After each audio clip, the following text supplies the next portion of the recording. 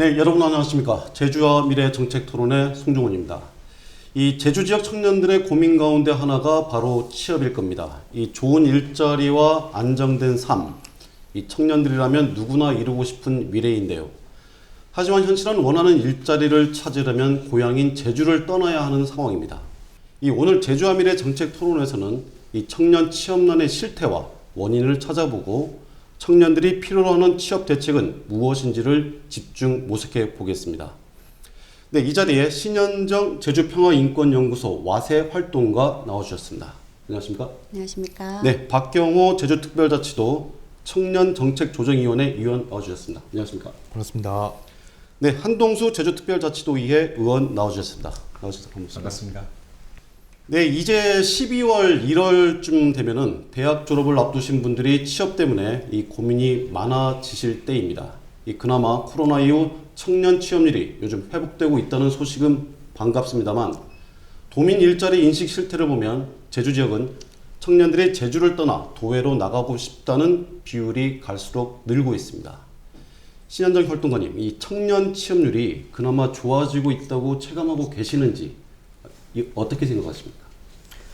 청년들이 일하기 싫어한다, 구직 의욕이 없다라는 이런 이야기들이 되게 많이 나오는 시기 같습니다.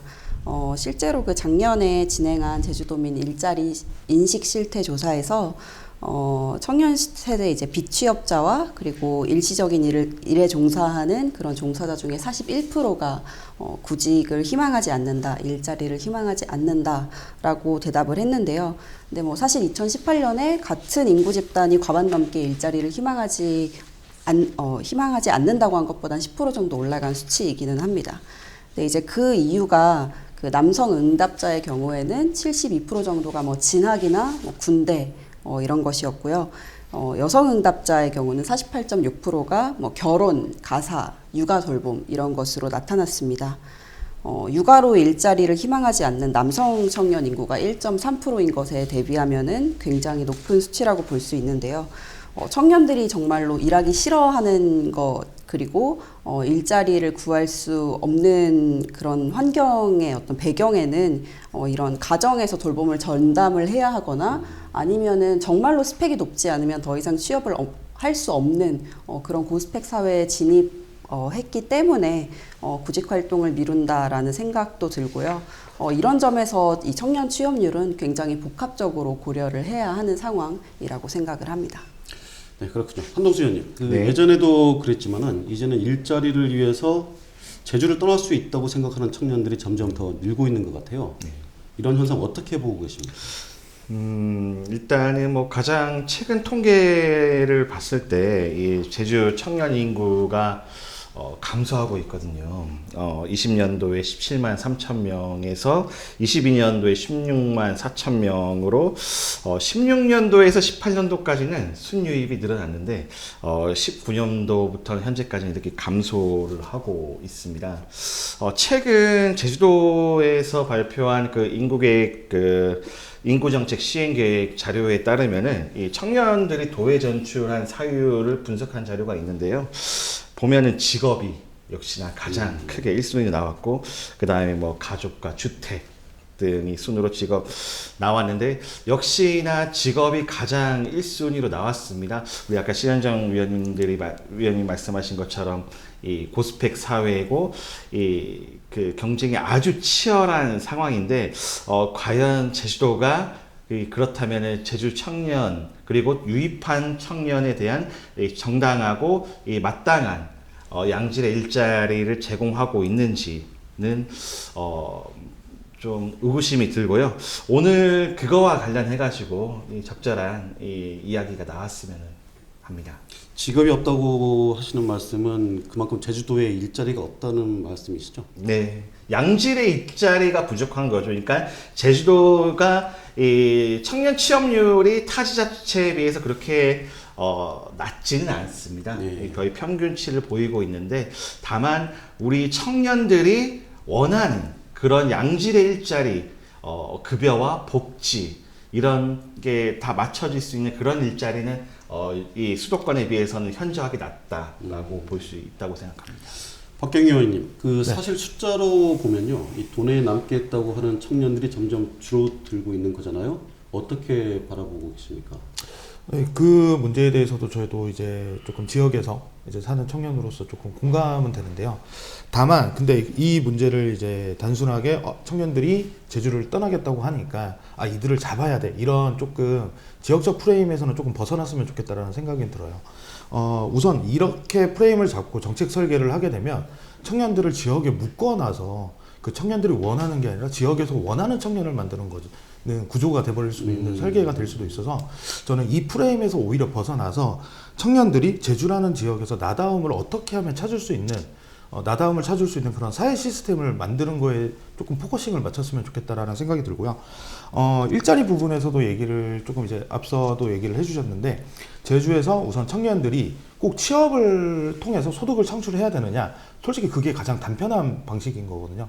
꼭 취업이 아니더라도 어떤 자기만의 방식으로 소득을 창출할 수 있는 방법이 지역 내에서 조금 마련이 된다면 청년들이 제주에서 나는 이런 것도 해볼 수 있네 라고 하면서 오히려 더 많은 기회를 제주에서 찾아보려고 노력하지 않을까. 창업을 말씀하시는 거예요? 뭐 창업이 될 수도 있고요. 최근에는 이제 지난 도의회에서도 이제 통과가 됐는데 프리랜서, 이제 퍼스널 브랜딩으로 해서 개인의 어떤 재능을 갖고 지역에서 그거를 통해서 소득을 창출할 수 있는 방법들, 당연히 그에 따라서는 다른 사회 기반들이 이제 같이 조성이 되긴 해야 되겠지만 실제로 이런 방법도 있다라는 거를 우리가 얘기를 해야 될 거고, 일자리 부분에서도 한동수 의원님께서 저는 잘 말해주셨다고 보는데, 저는 일의 그 양적인 측면은 어느 정도는 제주도는 잘 구축되어 있는 것 같은데, 다만 그게 청년들이 원하는 일자리인가, 그리고 그 일자리라는 곳에서 청년들을 과연 청년들의 존엄을 잘 지키고 있느냐, 이 부분에 대해서 우리는 조금 고민해봐야 되지 않을까 라는 생각을 조금 하고,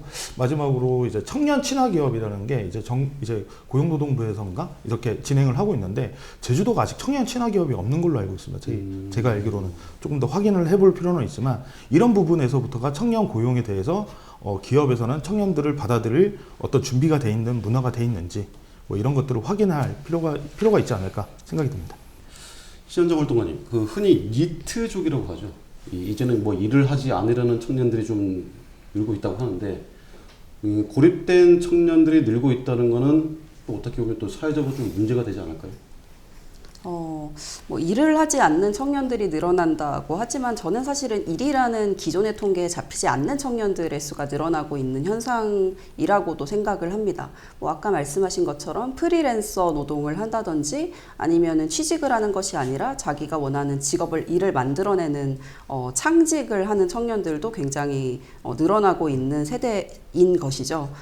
근데 뭐 아까도 이야기를 드렸듯이, 그러니까 가정에서 돌봄을 전담하고 있다는 것도 사실은 이 사람은 가정에서 일을 하고 있는 것이거든요. 이 돌봄을 통해서 재생산을 할 수 있는 일을 하고 있는 것인데, 이거를 그냥 청년들이 지금은 일을 하지 않으려는 청년들이다, 고립됐다라고 보기에는 조금 무리가 있지 않을까라는 생각이 들고요. 근데 또 한편으로는 이렇게 돌봄이라는 어떤 사회적 구조가 지탱해야 되는 것이 개인에게 떠넘겨진 상황에서 청년들에게 계속 일을 하러 가라, 취업을 해라 라고 하는 것도 무리가 아닌가라는 생각도 합니다. 그런데 또 뭐 제주에서 그 고립 청년을 지원하는 조례가 만들어졌듯이 이 굉장히 원자화되고 고립된 인구들이 청년 인구뿐만이 아니라 그냥 전 세대에서 늘어나고 있다는 생각은 들어요. 근데 이것을 해결하기 위해서 청년의 취업을 늘린다라는 어떤 해결책보다는 조금 더 이 사회적 고립을 방지할 수 있는 정책들을 만들어내는 것이 조금 적절한 솔루션이 아닌가라는 생각을 합니다. 사회적인 전반적인 이제 시스템이 마련이 필요한데, 이 박경희 의원님 어떻게 생각하십니까? 근데 저는 사회에서 과연 청년들에게 미래를 계획할 그런 자원과 시간을 우리가 주고 있느냐, 이런 지점에서부터 다시 한번 돌이켜 보고 싶고요. 이거에 대해서 기존의 저희 세대나 저희 이제 다음 세대들이 이제 교육을 받잖아요. 그 교육이 받았던 게 뭐 너네 열심히 하면 잘 살 수 있어, 노력해야 돼, 이렇게 하지만 그게 과연 정답이었나? 그 교육이 우리 사회 진입을 준비하는 청년들에게 과연 정답이었나? 이런 질문을 먼저 하면 될 것 같고요. 노력하면 될 것이라던 우리 사회는 정말 이제 자본 계급 사회가 더 이제 공고히 되면서 이런 부분에 대해서도 저희는 문제 인식을 느껴야 될 것 같고, 마지막으로 이제 조금 청년들이 새로운 문화들을 경험하면서 새로운 사회 변화를 구축을 하려고 하는데 이제 기존 기성세대의 그 행정 시스템이나 이런 것들이 그 변화에 대해서 인지를 하고 있느냐. 저는 이 세 가지 문제에 대해서 우리가 돌이켜봐야 된다라고 생각이 들고요. 미래 설계에 있어서 이제 뭐 주거 부분에 대해서도 이제 저희는 놓칠 수 없다라고 생각을 들고요. 최근에 국토교통부에서 이제 주거 실태 조사를 했고 제주 지역 상황이 그렇게 녹록지 않은 상황이었고 주거라는 게 어떻게 보면 내가 취업을 해서 소득을 창출하고 가정을 이루고 이제 주거를 마련하는 뭐 이제 내 집 마련인데 내 집 마련이 이제는 뭐 취업 다음에 만들어야 되는 하나의 단계가 아니라 내 인생의 최종 꿈이 돼버리는 그런 상황들 혹은 이게 너무 어렵다 보니까 포기해버리는 상황 그 말씀하신 것처럼 미래가 너무 우리 사회가 너무 불안정하기 때문에 청년들이 과연 미래를 설계할 수 있는 시간과 자원을 우리 사회는 주고 있느냐 이거에 대해서 저는 오히려 이제 저 사회에 질문을 던져야 된다고 생각을 하고 있습니다. 네, 제주가 아닌 도외로 취업하려는 청년들이 늘고 있고 이제 취업을 포기하는 청년들도 늘고 있다면 이 제주의 미래는 어떻게 되는 건지 좀 걱정이 되긴 합니다. 지금부터는 청년들이 왜 제주를 떠나야 하는 건지, 이 청년들이 원하는 일자리는 어떤 건지를 이야기 나눠보도록 하겠습니다. 신현정 활동가님, 이 취업 얘기를 할 때 늘 빠지지 않는 게 미스매치입니다. 이 실제로도 평균 임금이 적다 보니 더 고민이 많을 것 같은데 어떤 미스매치가 일어난다고 좀 보세요? 청년뿐만이 아니라 사실은 전 연령대에서 제주가 일자리 미스매치가 굉장히 심한 지역입니다. 그러니까 뭐 이를테면 농업이라든지 아니면 돌봄 직종은 늘 사람을 못 구해서 날리고 아니면 서비스업이나 아니면 음식점업 이런 곳들은 사람들이 일자리를 못 구해서 날립니다. 실제로 지금 제주의 농업 부문이라든지 하는 부문은 이제 해외 이주 노동자들이 지탱을 하고 있다고 해도 과언이 아니고요. 지금 제주도 사업체 중에 종사자 수가 가장 많은 산업은 숙박업이나 음식점업입니다. 근데 제가 지금 아무 직장에나 가서 아무 사업장에나 가서 최저임금으로 주 5일 8시간씩 일하면은 연봉을 2,400만 원 받습니다. 그러니까 실수령액으로는 월 180만 원쯤 받는 건데요.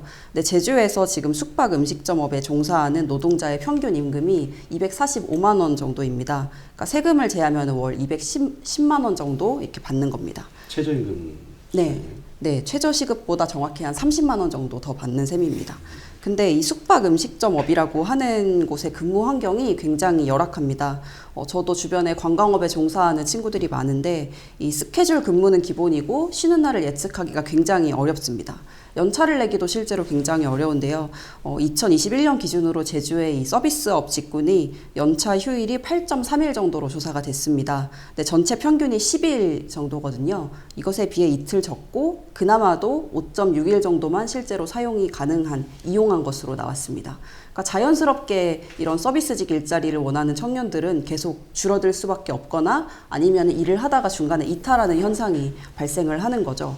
실제로 청년의 취업 희망자 중에 8%만 이 숙박 음식점업의 일자리를 희망하는 것으로 나타났습니다. 일하고 싶은 일자리가 지역에 없다 보니까 지역을 나가서라도 지금 내가 하고 싶은 일자리의 이 선택지를 넓히고 싶은 현상이 일어나는 것은 아닌가라는 생각이 듭니다. 한동수 의원님, 그런데 이 기업의 입장에서도 보면은 우리는 인력이 없다고 하거든요. 네.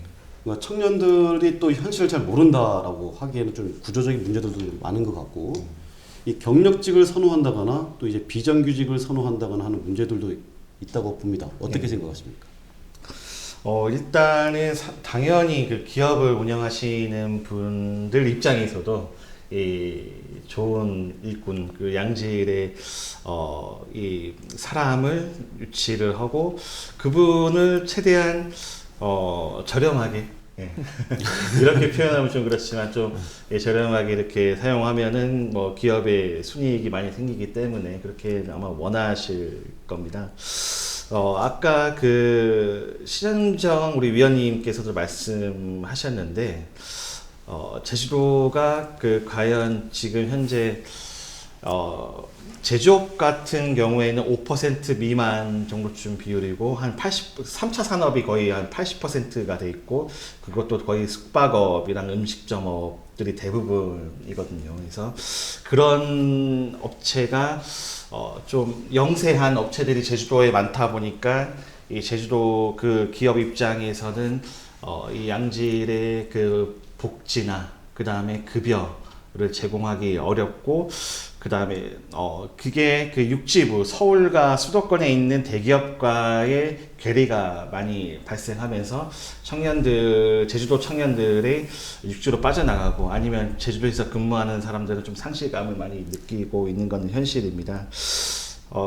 근데 그 기업 입장에서도 좀 이해를 해주셨으면 하는 게,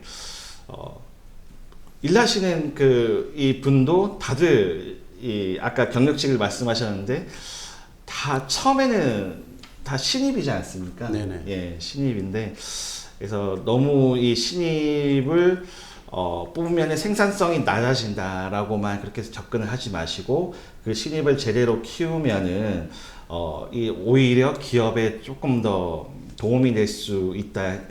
길게 봤을 때는 기업이 더 건전하게 성장할 수 있다라고 봐주셨으면 좋겠고요. 그렇다면은 그래도 이 정부나 지자체에서도 아마 역할이 분명히 있어야 된다고 저는 생각을 합니다. 지금 청년 지원과 관련한 정책 중에 하나가, 청년을 고용했을 경우에 그 기업에 어느 정도의 뭐 금리 지원이라든가 아니면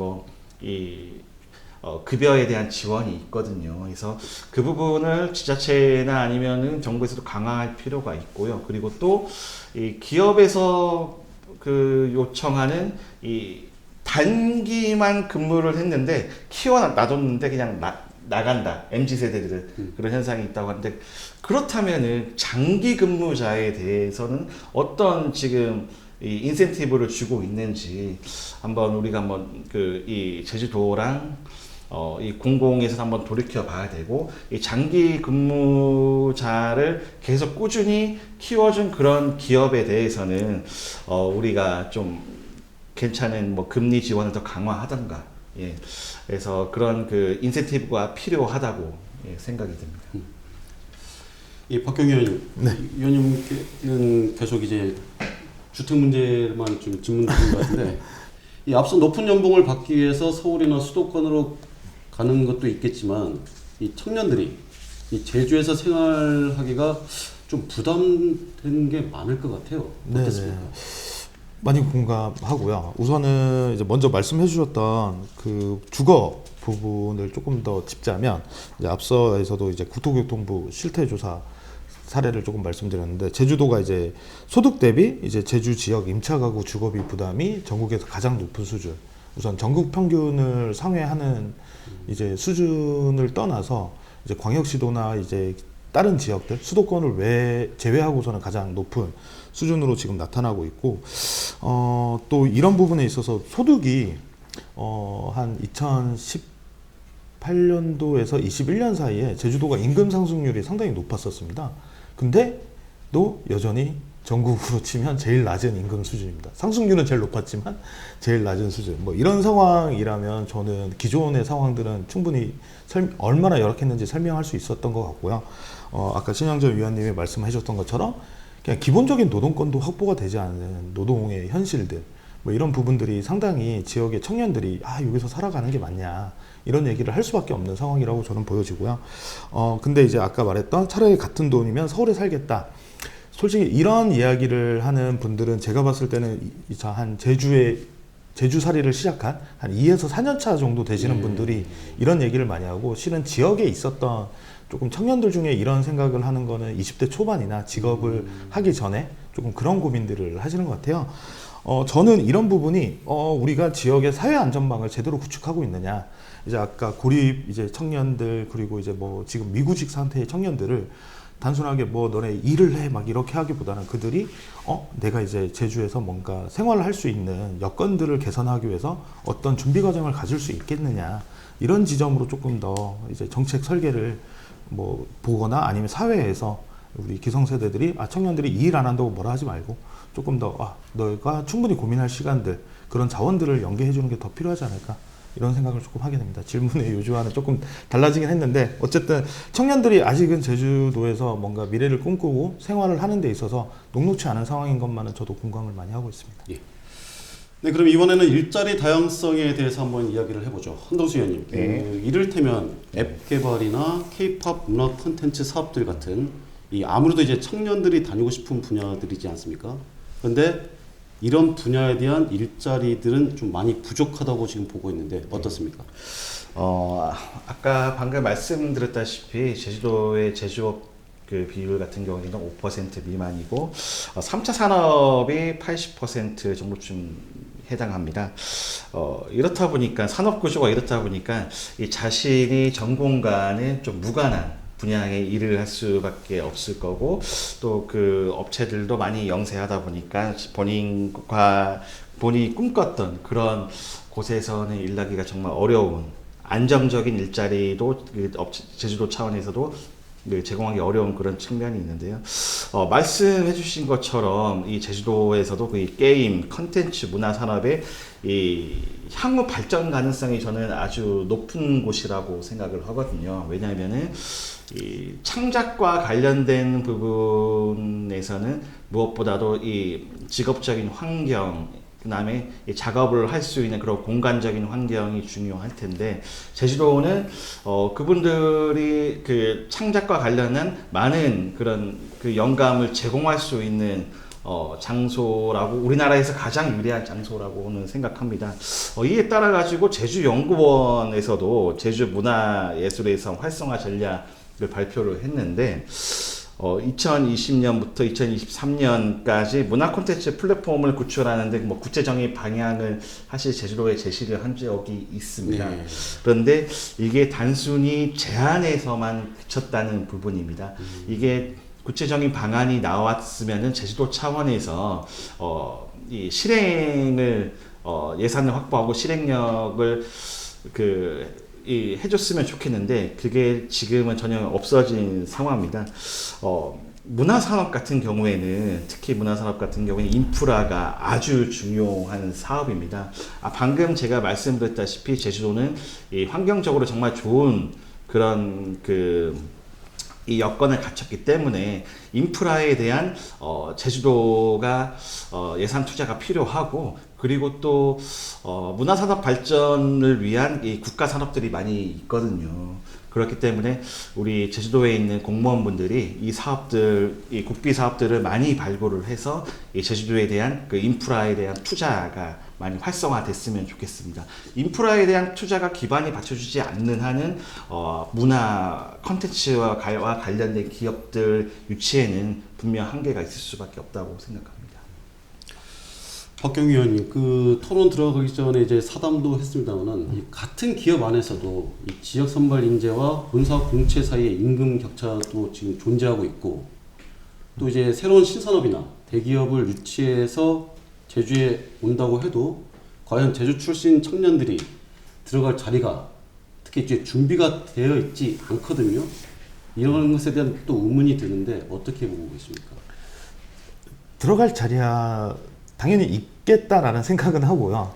다만 저희가 이제 뭔가 지역의 청년들에게 일자리를 제공하기 위해서 기업을 유치하고 뭔가 대규모 이렇게 사업들을 하시는데 신사업들을 만들어 가는데 저는 조금 선례를 조금 얘기를 하면서 저희가 짚어봤으면 좋겠다라는 생각이 드는 게 첫 번째 모뉴엘이라고 로봇 청소기 예전에 첨단 과학단지에 이제 세제 혜택도 주고 이제 네. 대규모의 그 사옥 만들 수 있게 지금은 JDC에 네. 부도나서 JDC에 쓰고 있는데 그때 제 지인이 거기에 들어갔다가 허망하다고 하시더라고요. 3개월 동안 입사를 했는데 3개월 동안 이 회사가 부도 날 거라는 게 뻔히 보이는 거죠. 근데 내가 왜 여기 있어야 되냐. 근데도 지역에서는 그런 상황들을 모르고 계속 이제 모집 채용 공고를 올리고 그런 상황들이 있었고 전기차 산업도 저희 제주도에서 이제 많이 노력을 해가지고 엄청난 발전을 이루었는데 제가 이제 전기차 그냥 문득 생각이 들어서 전기차 그때 지원받았던 기업들 혹은 이제 보조받았던 기업들 조사 이제 한번 검색을 해봤어요. 뭐 제주도에 아직 본사를 두고 일을 하시는 기업들도 있지만 대다수가 본사가 제주가 아니더라고요. 그죠? 네, 그리고 실제로 제주에 아무런 연고도 없는. 그럼 우리는 이런 자원들을 투자를 해서 과연 지역의 인재들이 과연 제대로 일할 수 있는 자리를 만드는 것이냐 이런 고민이 들고 또 하나는 제주의 자연 환경, 너무나 중요한 자연 환경을 훼손하면서 대규모 관광 사업들을 하잖아요.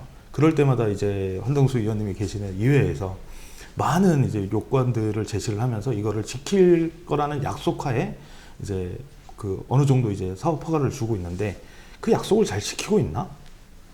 네.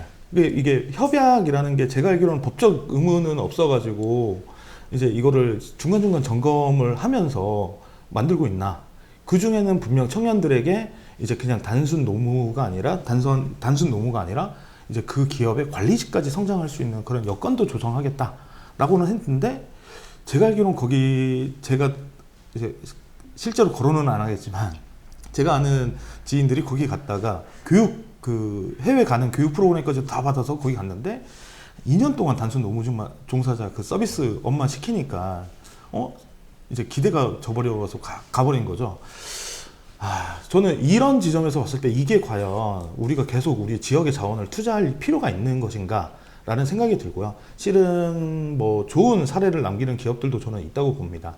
다만 이게 뭔가 마냥 이것만 하면 다 돼 라는 정답인 것처럼 조금 이 사업에 너무 우리가 많은 자원을 투여를 안 했으면 좋겠고 그 투여할 자원을 조금 더 나눠서 진짜 청년들이 하고 싶어하는 일자리를 만들 수 있는 생태계 그런 거에 조금 더 우리의 자원을 투여하는 게 조금 더 이제 나은 방향이지 않을까라는 생각이 듭니다. 신현정 활동가님도 이제 어떻게 보면 이제 지역 청년들이 소외되고 있는 부분이 있을 텐데 좀 얘기 좀 해주시죠. 사실 굉장히 이런 현상들이 많이 반복이 됐던 것 같습니다. 이전에 원희룡 도정에서도 이제 양질의 일자리를 청년들에게 많이 제공을 하겠다라고 하면서 신화역사공원이라는 큰 산업을 각종 논란에도 불구하고 유치를 했습니다. 근데 결과적으로는 이제 식음료 서비스 파트나 아니면은 놀이공원의 아르바이트 일자리 이런 데 고용된 그 학생 임시 고용들이 한 60% 정도로 나중에 집계가 됐거든요. 그러니까 대기업을 유치를 했는데 관리자는 전부 본사 파견이고 아르바이트만 제주도민들로 채우는 것이 지금 현실이라는 겁니다. 그러니까 지역 청년들을 위해서 좋은 일자리를 가져오겠다. 그러기 위해서 대기업을 유치하겠다라고 하는데 좋은 일자리나 양질의 일자리라는 말 자체가 그 말만으로는 굉장히 공허합니다. 그러니까 무엇이 양질이고 무엇이 좋은지에 대한 지표가 하나도 없는 상황이거든요. 그러니까 적어도 이제 국제적인 노동 기준이라든지 아니면 노동권에 기초한 그런 지표를 통해서 어떤 일자리를 몇 개를 만들어냈는지 정확하게 사후에 검증하는 절차가 추가적으로 필요하다고 생각을 합니다. 네, 저희가 이번에는 그 청년 취업과 관련한 지원 기관들을 한번 살펴보겠습니다. 한동수 의원님, 그 더 큰 내일 센터에 대해서 요즘 우려의 목소리가 좀 나오고 있습니다. 센터 운영에 대한 부분은 제쳐두고서라도 이 제일 걱정인 게 이 청년들의 관심이 떨어지고 있다 하는 이 부분인데 어떻게 보십니까? 일단은 이번 제주도의회 행정감사에서도 더 큰 내일 센터와 운영과 관련해서는 좀 지적이 있었는데요. 직원들의 그 연이은 퇴사 그리고 교육 훈련 만족도 미흡 등에 대한 그 우려가 있는 것은 사실인 것 같습니다. 그간 사실 공공이 운영을 해왔는데 이게 민간 위탁이 됐기 때문에 이런 현상이 일어났다라고는 저는 뭐 그렇게 바라고 싶진 않고요. 보고 싶진 않고요. 새로운 시스템을 도입하는 과정에서 발생하는 일시적인 문제일 수도 있다. 그래서 이 민간 위탁 시스템이 종료되는 시점에서 제대로 된 평가가 있어야 되는 것은 사실입니다. 근데 다만 개인적으로 생각하기에는 근본적으로 우려되는 부분은 청년들의 관심도 뿐만이 아니라 우리 기업들 또한 이 더 큰 내일 센터에 대한 관심도가 지금 크게 줄어들고 있거든요. 그러니까 이거를 보려면 지원 경쟁률과 기업의 인턴십 요청 이 사례를 보면 될 것 같은데요. 지역 경쟁률이 2.2대 1로 작년에 비해서 절반 가까이 감소를 했습니다. 기업의 실습 및 인턴십 요청도 274개 기업 647명에서 141개 기업으로 278명으로 절반 이상 감소했다는 거는 정말 우리가 어떤 문제가 이 더큰네일 센터에서 발생하고 있는지에 대해서는 분명하게 짚고 넘어가야 될 거라고 저는 생각을 하고 있고요. 또 중요한 부분은 지금 더큰네일 센터를 경제 일자리과에서 담당을 하고 있습니다. 그렇다 보니까 그냥 단순한 그냥 일자리 매칭 수준으로만 될 가능성이 아주 높거든요. 그러니까 청년에 대한 이해도, 그 다음 청년이 니즈를 정확하게 파악을 해야 되는데, 그래서 저는 이 더큰네일 센터에 대한 담당도 지금 청년 정책 담당관실로도 옮기는 것을 좀 심각하게 좀 고민을 해봐야 되지 않을까라고 생각합니다. 신현정 활동가님께서는 어떻게 생각하죠? 저도 민간 위탁이 문제다, 아니면은 퇴소율이 높다, 모집 경쟁률이 줄었다, 이런 다양한 이야기들은 나오지만 아직은 그런 몇 가지 지표만으로 더큰네일 센터를 평가하기는 좀 이르다라는 생각도 듭니다. 운영 방식에 대해서는 나름의 장단점이 또 있을 것 같고, 퇴소의 원인 같은 경우도 굉장히 다양할 것 같습니다. 근데 아까 한동수 의원님 말씀하신 것처럼 이제 기업의 수요에 맞는 일자리를 개발해서 공급하겠다라는 이런 역할보다는 적극적으로 청년들이 원하는 일을 만들어내는 프로그램 중심으로 운영을 해야 된다고 생각은 합니다. 그러니까 수요에 맞는 인재를 만들어내겠다라는 목표를 가지는 순간 이 미스매치 현상은 계속 발생할 수밖에 없거든요. 그러니까 이를테면은 2018년에 제주도에서 이제 지역 수요 맞춤형 여성 일자리 지원을 위한 직업훈련 과정을 시행을 한 적이 있습니다. 근데 이 과정이 결국은 기업의 수요에 맞추다 보니까 룸메이드 실무자 과정, 토탈 클린 서비스 인력 양성 과정, 이런 것들로 진행이 됐거든요. 그러니까 결국은 비정규직의 저임금의 서비스직 일자리로 유입을 시키게 되는 거예요.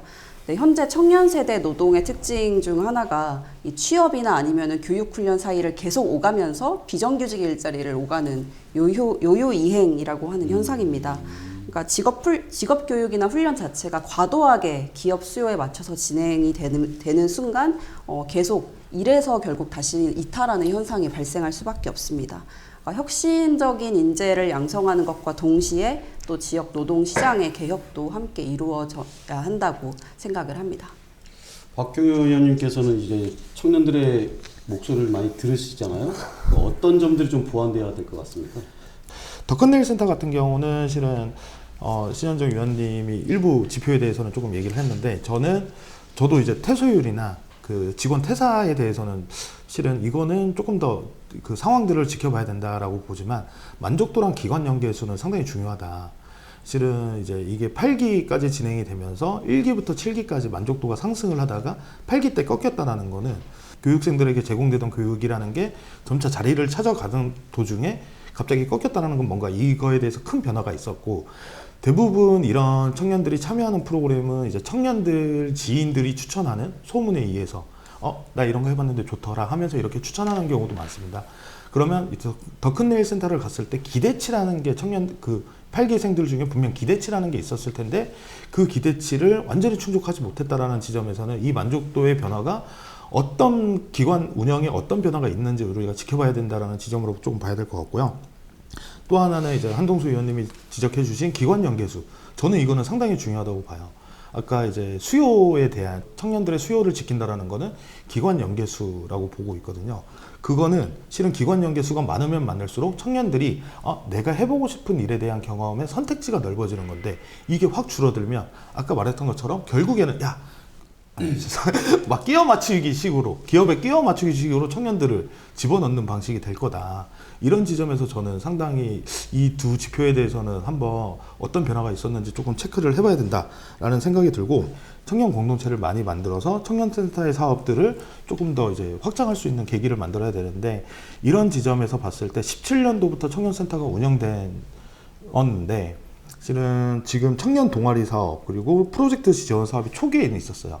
이제 취미로 모인 청년들이 이거를 조금 뭔가 조금 더 높은 단계의 프로젝트로 시행을 해볼 수 있는 그런 단계적인 지원이었는데, 프로젝트 사업이 사라졌더라고요. 이제 그런 지점에서 봤을 때 이 단계에 대해서 제대로 인지하고 있는 게 맞는가, 그냥 청년들을 뭔가 지원해주자, 이렇게 단순한 조금 수혜 사업들 중심으로만 짧게 맞느냐, 이런 지점에서 조금 그 상황을 봐야 될 것 같고, 어떻게 하면 이런 운영에 대해서 조금 같이 고민할 수 있는지 저희 청조위 위원님들과 같이 논의를 해봐야 될 것 같습니다. 네, 이번에는 청년 정책을 한번 짚어보죠. 이 제주도에서 청년들이 희망 사다리가 되어주겠다고 해서 도전 보장, 기회 보장, 자립 보장, 그리고 참여 보장까지 이렇게 청년 보장제를 추진하고 있는데요. 사실 추진이 더디게 진행되고 있는 것 같습니다. 신현정 활동가님, 먼저 궁금한 건 이 청년 보장제에 대해서 많은 분들이 알고 계시는지, 홍보가 제대로 돼 있는지 그게 궁금하거든요. 지금은 이 전달 체계를 구축하기 위해서 노력을 하고 있는 단계라고 생각을 합니다.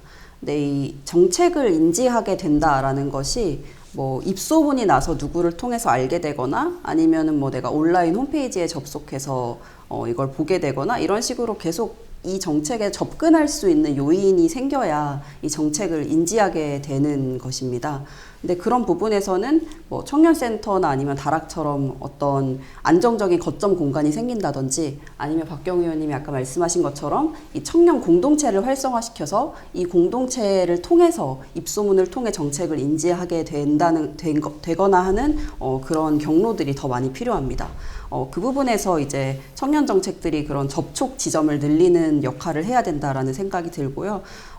지금은 이제 청년보장제 추진 핵심 기관 운영, 아니면 뭐 온라인 플랫폼 구축, 홍보단 구성 이런 것들이 전달체계 계획 안에 있는 상태이긴 합니다. 근데 저는 이런 큰 플랫폼도 좋지만 이 정책이 이제 꼭 필요한 수요자 청년들이 분명히 있을 거란 말이에요. 그래서 이 수요자가 있는 곳으로 찾아가는 홍보가 추가적으로 있으면 좋겠다는 생각이 듭니다.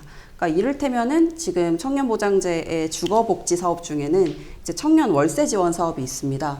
근데 이거를 홍보하기 위해서는 이제 제주의 비적정 주거 환경에 있는 청년들이 많이 거주하고 있는 그런 곳으로 찾아가서 홍보를 하는 거죠. 그러니까 지금까지는 이제 접촉 범위를 넓히는 노력을 했다면은 이제 본격적으로 청년보장제가 가동이 되는 시점에서는 이 정책이 가장 필요한 곳에 있는 청년들이 적절하게 보장받을 수 있도록 하는 그런 적극성이 좀 필요하다고 생각합니다. 한동수 의원님, 그 한편에서는 이제 기존의 정책들을 모아놓은 게 아니냐 하는 지적들도 있거든요. 어떻게 평가하세요? 사실 그 청년보장제라는 게 제주도 청년에 대한 생애 주기별에 맞춰가지고 맞춤형 정책을 제공한다는 건데, 여기 계시는 분들도 있지만, 지금 제주도 청년 조례상 19세부터 39세까지거든요. 네. 그러니까 그 저는 막판 39세에 딱 걸렸는데, 제가 드는 고민은 육아와 관련된 부분입니다. 그리고 또 여기 계신 뭐 박경호 위원님 같은 부분은 뭐 내 집 마련이라 막 그런 게 아마 있을 수 있고, 여기 신현정 위원님은 뭐 이 취업과 관련된 부분이 아마 있을 수 있을 거고. 근데 그렇다면은 이거를 조금 더 청년에 대해서 더 세분화를 시켜서 그거에 맞는 맞춤형 정책들을 그 공급을 하고 짜 맞추고, 그 다음에 그거에 대해서 이 청년들을 포함한 제주도민들한테 이 홍보를 통해서 이 설득력을 구하고 예산 투입까지 이렇게 제대로 반영이 돼야 되는데, 제가 청년보장제에 대해서 일어난 문제를 제기를 한 게 작년이거든요. 예, 작년인데 아직까지 그 후로 어떠한 대책이 나오는 게 지금 전혀 없습니다. 기존의 정책도 중요하지만 뭐 새로운 제주도 청년에 맞는 그런 정책들이 자주 이렇게 도입이 청년보장제에 이렇게 도입이 됐으면 하는 마음이 큽니다. 네, 청년 지원이라면 취업, 창업이지라는 과거의 답습으로 이 좋을 것 같은데라는 막연한 뇌피셜로 이 다른 지역에서 잘 됐으니까라는 맹종으로 이 또 보조금이 많이 교부될 수 있는 주제니까라는 예산 중심 사고가 지속된다면 아마 청년은 계속해서 잡히지 않는 알랄이 모래알처럼 빠져나갈 것입니다. 이 청년은 그 자체로 존중받아야 하는 존재이지만 행정에서 이야기하듯 지역의 미래가 청년이어서 지역 안에 머물기를 원한다면 청년의 의견을 적극 반영하는 것부터 시작해야 되지 않을까 싶습니다. 제주와 미래 정책 토론 오늘은 여기서 마치겠습니다. 시청해 주셔서 감사합니다.